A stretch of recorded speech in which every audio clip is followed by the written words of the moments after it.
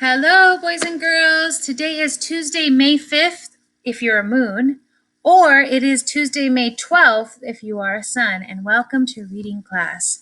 Today, you will need these 4 things, please. Number 1 is your ELA journal, so please go ahead and take that out. You're also going to need number 2, your fluency folder with the syllable study drill. You can see that.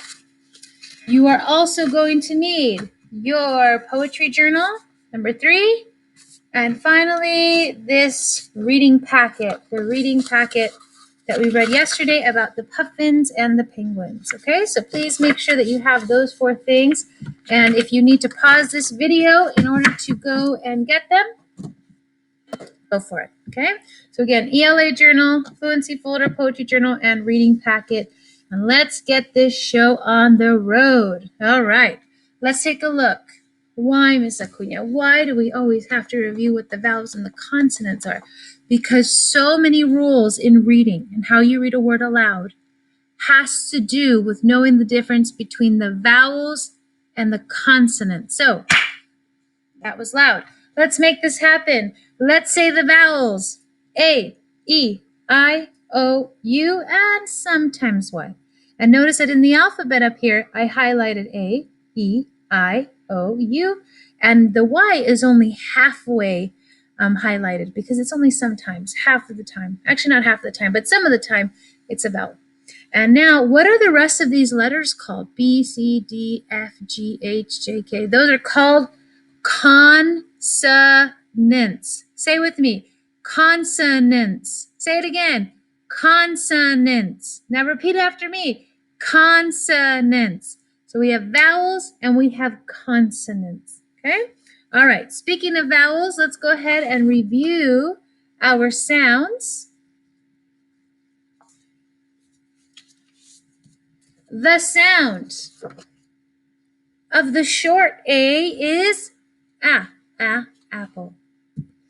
The sound of the short E is egg.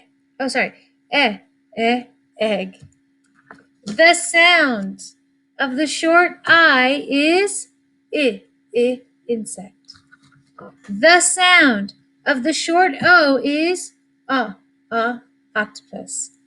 And the sound of the short U is umbrella. All right, boys and girls. So those are the short vowels. Short and soft. But then we also have the long vowels, okay? And remember, they like to say their names. What's my name? Miss Acuna. What's this letter's name? A. That's a sound it makes because it's a long A. The sound of the long A is A, acorn. Your turn. A, acorn. Notice the difference. A. It says its name. The sound of the long E is eagle. Your turn. Eagle. It says its name. The name is E. The sound is E, as in eagle. Listen to the difference. Egg. Eagle. E. The sound of the long I is ice cream. Your turn. Now, the long vowel will say its name. The name of this vowel is I. That's the sound it makes. Ice cream. Listen to the difference. Insect. Ice cream. I. The sound of the long O is ocean. Your turn. Ocean. Remember, the long vowel likes to say its name. The name of this vowel is O. So the sound it makes is O, as in ocean. Listen to the difference. Octopus. Ocean. O. Totally different. And finally, the sound of the long U is unicorn. Your turn.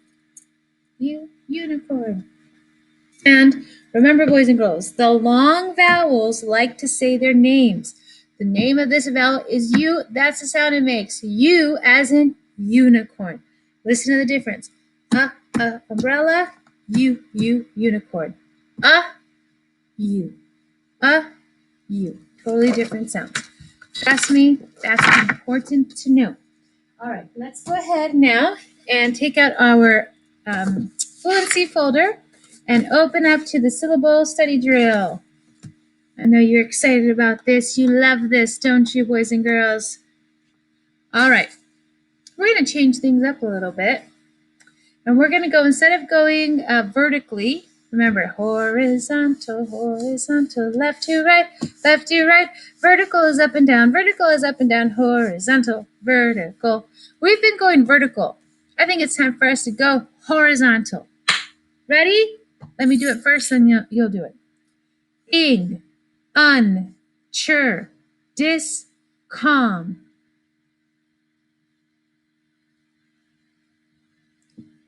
And if we're going too fast for you, pause the video so you can read that line. Okay? Just pause it. Im, ter, ment, der. Your turn. My turn. Ver, bull, shin, num, re. Your turn. Est, pol, d, x, n. My turn. Bout, per, toll, pro, diff.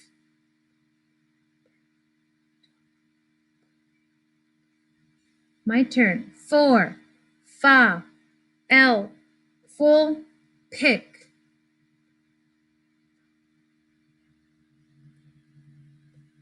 My turn. Pour, tween, hap, nev, ness. Your turn.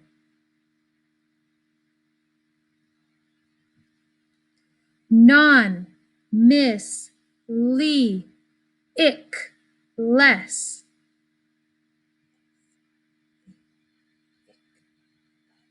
And boys and girls, the reason why that's pronounced ly is pronounced le. You see how it's pretending to be a vowel, le, lee, is because when you see ly at the end of a word, it's going to almost always be pronounced like this, lee, like happily, joyfully.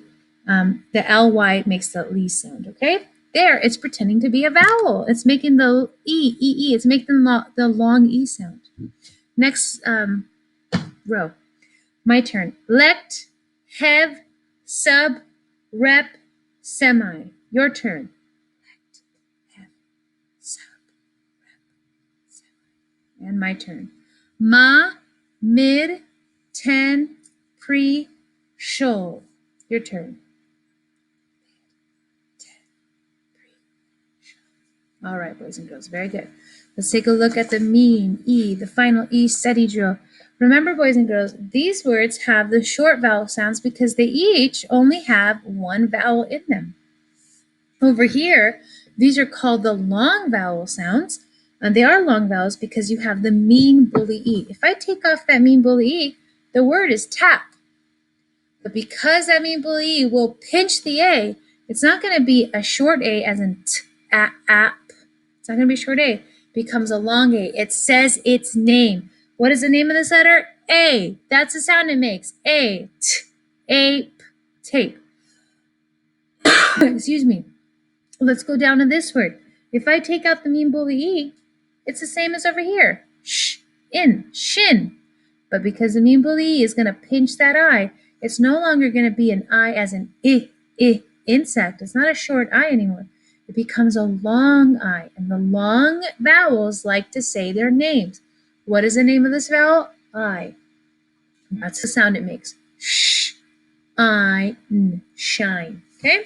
All right, so how about we read them together? And we're going to do them 2 columns together, okay? Let's read them together. 1, 2, 3. Tap, tape. Man, mane. Shin, shine, past, paste, glob, globe. Next one. Plan, plane, slid, slide, rip, ripe, grad, grade, snip, snipe. All right, boys and girls, good job. You can put that away. I need a water break. My goodness. Please take out your poetry journals and open up to page 17, which is called March Wind.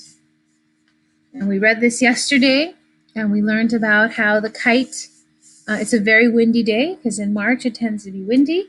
And we see in the picture there that the little sister, her name must be Anne because it says Anne here.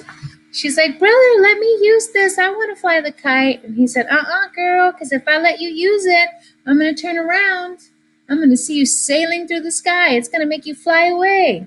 All right, so March Wind, listen to me read it, and then you're going to read it to yourself.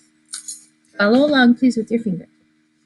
March Wind by Eleanor Dennis. We made a brand new kite today, and soon as we were through, we came out here to fly it, and the wind just blew and blew. And now the kite's a tiny speck. We've used up all the string. I'd like to go and get some more, and such a tiny thing. To hold the kite all by herself, I wouldn't let her try, for fear I might look back and see Anne sailing through the sky. All right, boys and girls, what I want you to do is you're going to pause the video and you're going to read this to yourself, and then we're done with it. So pause this video, and when you're done reading it out loud 2 times, read it 2 times yourself, then you can press play. All right, boys and girls, thank you for pausing that. Thank you for reading this 2 times. You're supposed to read it 2 times, okay? All right, good job. March Wind.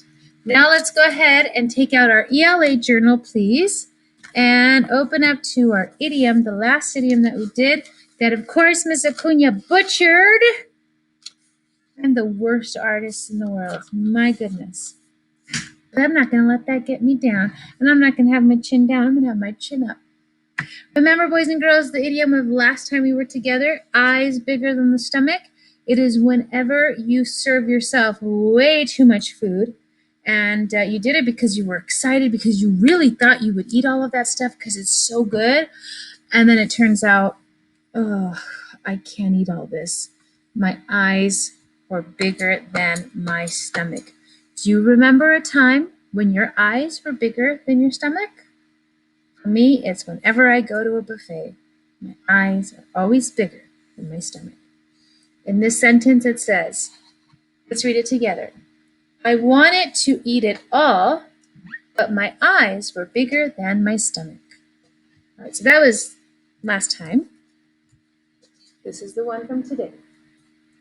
Boys and girls, there are a lot of people who are going through some stuff, right? They're sad things. There are sad things in their lives or scary things in their lives. And so instead of walking proudly, they kind of walk like this.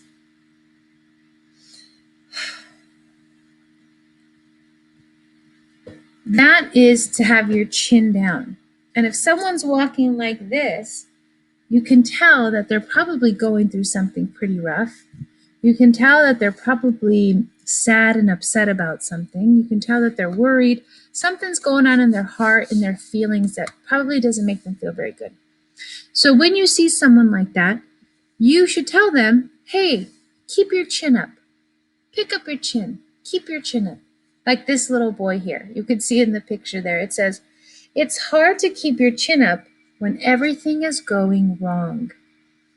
This little boy, you can tell even in his facial expressions that there's something really wrong that either happened at school or that he's going through.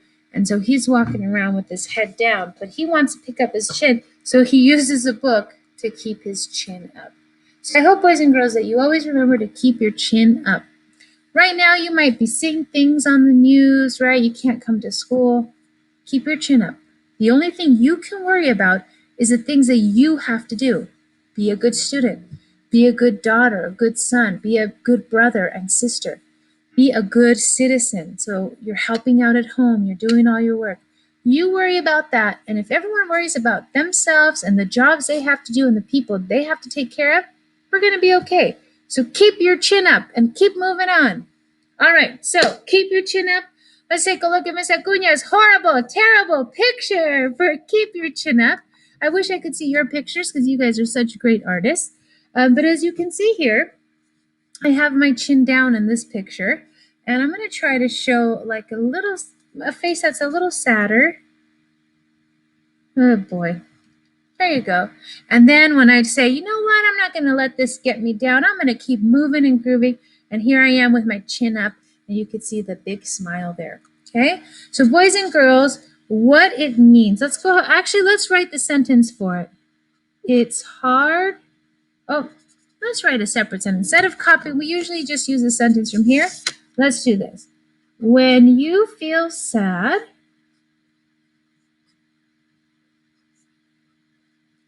or worried,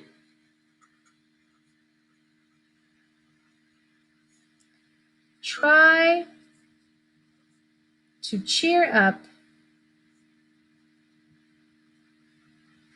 and keep your chin up. Okay? That's all I want you to do for this right now. When you feel sad or worried, try to cheer up and keep your chin up. Just keep it up. Keep working. Keep going. Let me give you a few seconds to copy that sentence. When you feel sad or worried, comma, try to cheer up and keep your chin up.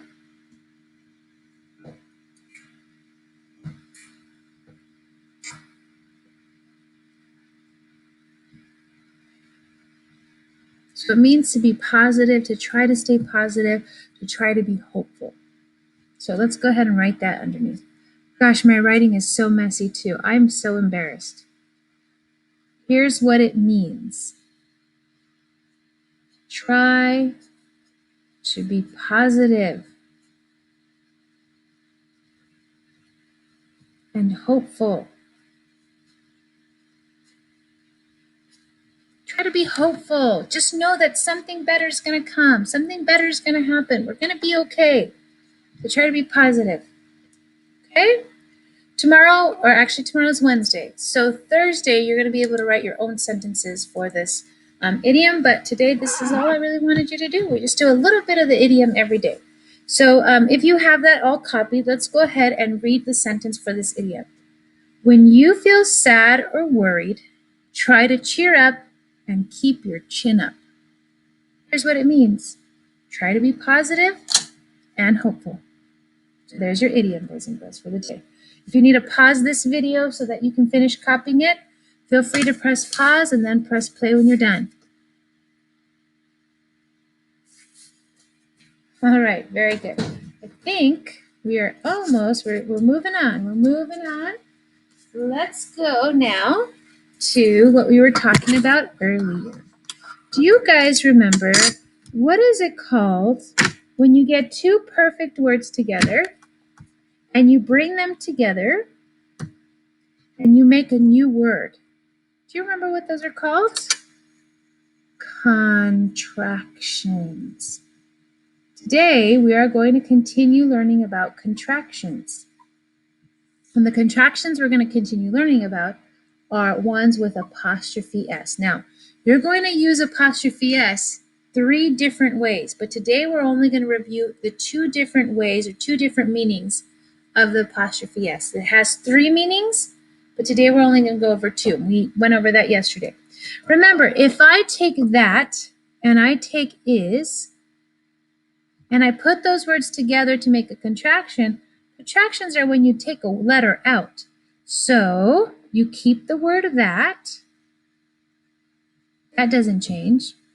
And you can put the word is, but one of the letters has to get taken out of is. Do you remember what letter has to be taken out? The I gets taken out. And when you take something out, you gotta put something back in. What is that, boys and girls? that's. Notice that the first word stays the same, but the second word gets the I taken out. Let me erase that. All right, now let's take a look at this word, it and is.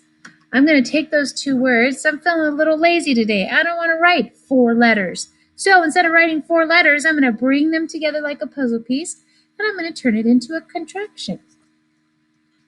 Into it and is becomes its. The first word stays the same, but something got taken out of the second word. What got taken out? The I. When you take out the I, you got to put in the apostrophe. Apostrophe. And finally, I have the word she and I have the word is. I'm going to bring them together like a puzzle. And I'm going to create a new word, a contraction out of it. I know that she will stay the same, but what's going to come out of the word is? The I. And this word becomes she's. Okay? And again, what letter got taken out? The I. She stays the same, but I took out the letter I. So boys and girls, in these 3 examples, the apostrophe S, I know that's hard to see, equals what? What does the apostrophe S stand for? The apostrophe S stands for the word is. Okay? So not most of the time, half of the time, when you see an apostrophe S, it's going to stand for is. There's going to be very few times where the apostrophe S stands for this word. Notice that this word is, this word is, this word is, and this word is is. But if you look at this word, this is not is, this is us. Boys and girls, if you take the word let and us, you'll get let's. It also has an apostrophe S. Apostrophe S. But does it stand for is, like it does here? Here or here? No, it stands for us. Let's go now, or let us go now. It means the same thing. You can say let's or let us. It is let us. It is not let is. It is us. Okay? So that's another time. This is going to be very rare. There's only one word where the apostrophe S actually stands for us, and that's in the word let's. Hey, let's go. Hey, let's go get ice cream. Let's destroy Miss Acuna's car. I don't know. Let's stands for let us. Okay, so those are the contractions that we're going to study today. Is the apostrophe S when you use it 2 different ways. You use it with when it stands for is, and you use it when it stands for us. So we're going to take some quick notes in our ELA journal, and then we're all done with this. Okay? All right, so let me go ahead and put this away because you know Mr. Cunha is a neat freak. While I'm doing this, go ahead and take out your ELA journal and open up to the next blank page. Yikes. Oh, taking forever, Miss Acuña. You're taking forever. Leave me alone, people. I'm just trying to do my job. All right, so remember, boys and girls, that the apostrophe S can mean is, or it can mean us. It could also mean that something belongs to you, but we're going to talk about that another time. Okay? All right, so we have is, and we have us. Okay. So let's go ahead and open up our ELA journal to the next blank page. Hey, keep your chin up. Don't be sad that we're doing this. All right, here we go. Here we go. All right, so we're still talking about contractions.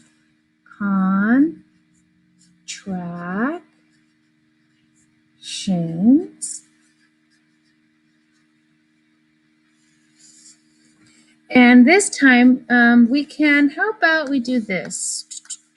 Take the whole paper, and I want you to go down 1, 2, 3, 4, 5, 6 lines and draw a nice line there. and then 1, 2, 3, 4, 5, 6 lines, and then draw a line that way. Okay, go ahead and do that now. 1, 2, 3, 4, 5, 6 lines, and draw a big line. 1, 2, 3, 4, 5, 6 lines, and go that way.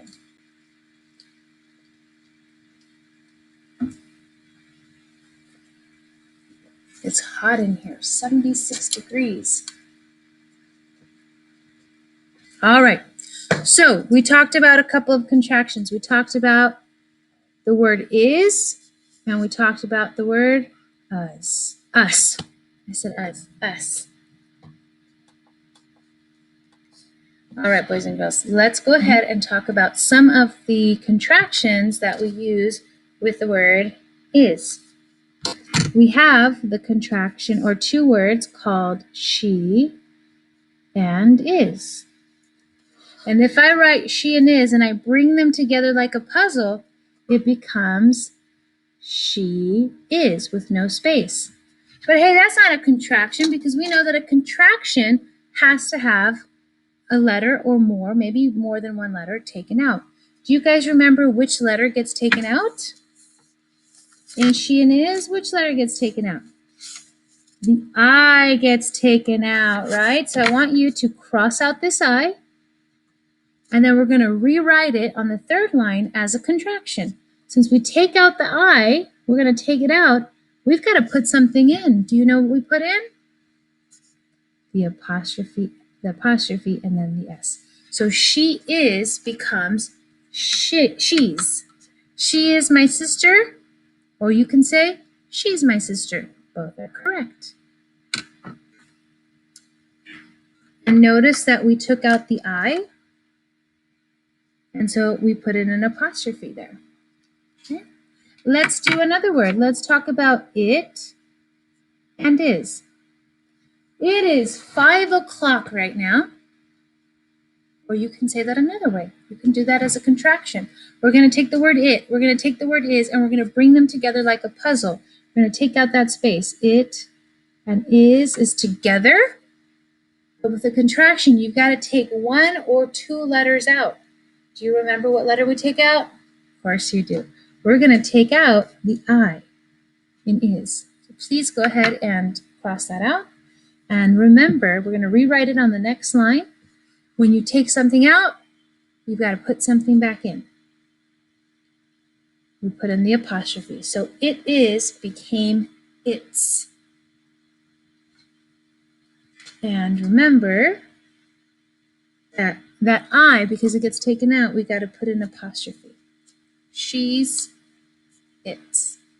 Got to take out that I. The last one we'll do is he and is. He is. He is my brother. He's my brother. We're going to take these two words. We're going to put them together like a puzzle. No space in between them. But hey, that's weird looking. We got to turn it into a contraction. When you turn it into a contraction, you got to take one or more letters out, and you got to put something back in. What are we going to take out? Are we going to take out of the he or the is? And take out of the is. What letter gets taken out? The I. Cross that out, please, boys and girls. Cross it out. Let's highlight that. Oh, I'm sorry, you don't have to highlight that.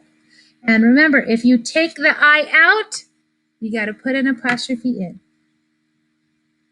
And it becomes he's. Okay? All right. So those are examples, boys and girls, of when you use the word is. She is my sister. She's my sister. It is 5 o'clock. It's 5 o'clock. He is my dad. He's my dad. Contractions are correct. You can choose to use the contractions or not. But remember, if you use the contractions, you're going to take a letter or two out, and then you've got to put the apostrophe in. And there's only one word that you can use with the word us, and that is let us. Let us. So, for example, I'm going to take those two words, let us, and I'm going to put them together like a puzzle. I put them together like a puzzle, and I get rid of that space in between. But I know that that's not a contraction yet. I got to take something out. Do I take something out of the first word, or do I take something out of the second word? Out of the second word. Do you remember what gets taken out of the second word? The U, of course, because we're talking about apostrophe S. And remember, when you take something out, you got to put something back in. Apostrophe S. And there you have it. Let us becomes let's. Let us go get some ice cream. Let's go get ice cream. Same thing. Let us go get some ice cream. Let's go get some ice cream. Same thing. So remember, we take out the U and we put in an apostrophe instead. You take something out, you got to put something in. So here are our contractions. Let's go ahead and read them. She's, it's, he's, let's. And in both of these cases, you got to get rid of the I or you get rid of the U. So please go ahead and cross those out. So we'll do more work with this, and not on Wednesday, because Wednesday is a short day, but we'll do it on Thursday. We'll do some more work with this, okay? But these contractions, in fact, if you could do me this favor and write apostrophe S up here, okay? These two contractions will give you the apostrophe S. Look, apostrophe S, apostrophe S, apostrophe S, and apostrophe S. Most of the time, it's going to mean is, but only when you see let's, and that really means let us. And it's still something, this is still something that I think about every day. Every single day I think about let us is let's, or let's is let us. All right, so those are contractions, boys and girls. Remember, contractions, you take two words, you put them together as a puzzle, you take one or more letters out, and you put the apostrophe back in. If you take something out, you got to put something back in. All right, now let's move on to our last activity for the day. Please take out your reading packet. We're just going to check our answers. Okay? All right. Follow along with me as I read aloud. We're going to do a little more deeper reading of this tomorrow. So right now, we're just going to reread it once together, and then we'll check our answers, and we're done. Puffins and penguins. Penguins and puffins are two kinds of seabirds. They both are black and white, and they both have webbed feet. However, puffins are much smaller than penguins. I never knew that. They're much smaller. Puffins are more colorful too. Puffins have bright orange beaks, legs, and feet. Penguins have black beaks, and their feet are often black too. You won't find puffins and penguins living together. Penguins live far south, and puffins live far north. But they both depend on the sea for their food. Both birds have sharp spikes in their mouths. The spikes hold on to the fish they catch. Although penguins and puffins are birds, penguins cannot fly. Their wings are too stiff. Stiff means they stay really hard and close to their bodies like this. They can't really bend them. They can't really move them around too much. They're really stiff. Their wings are too stiff. Penguins' wings, however, work as flippers, like a dolphin. Flippers. They allow dolphins to dive deep into the sea.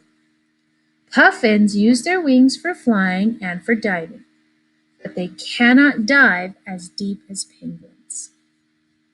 All right, boys and girls, let's go ahead and do number 1. It says, what is this passage mainly about?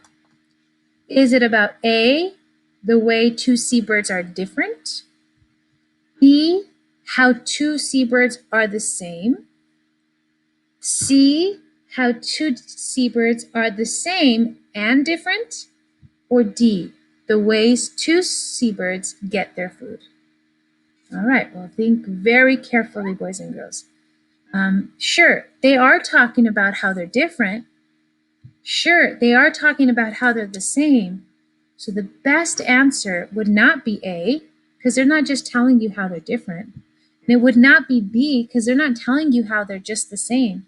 The correct answer would be C, how two seabirds are the same and different. They were teaching us how puffins and penguins are the same and different. Number 2, how are puffins and penguins alike? So how are they alike? How are they the same? They both have wings for flying. So do they both fly? B, they both have bright orange beaks. Do they both have bright orange beaks? C, they both live in the same area. Do they both live in the same area? Or D, they both eat ocean fish. This is not true. This is not true. One lives in the north and one lives in the south. So the only correct answer is they both eat ocean fish. And if I look closely, in the second paragraph, it says, but they both depend on the sea for their food. So they both go to the sea for their food. So definitely number 2 is D. They both eat ocean fish.